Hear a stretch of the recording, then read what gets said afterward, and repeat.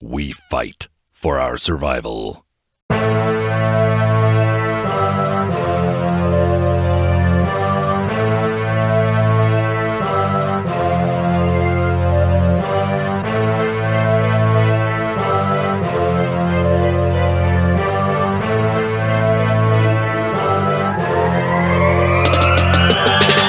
Okay, so hi, I would like to present first of all the idea of this project.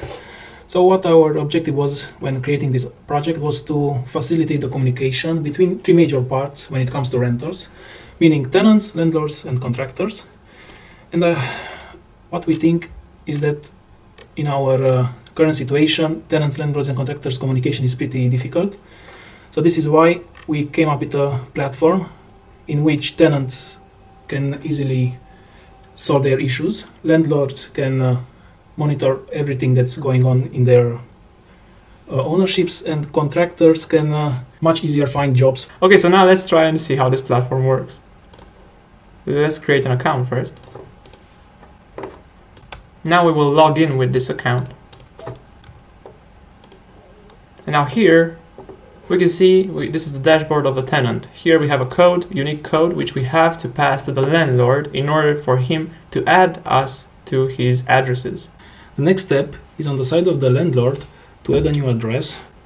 So we can add something here.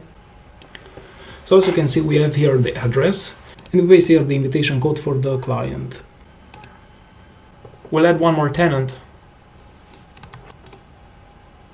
Okay, and now we can go to a tenant and post an issue.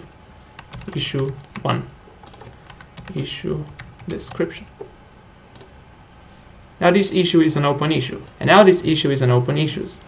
We can go to a contractor now, and we can see that we find this issue here. As a contractor, we can propose a sum.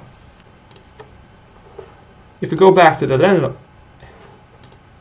if we go back to the tenant, we can see that there is an offer here.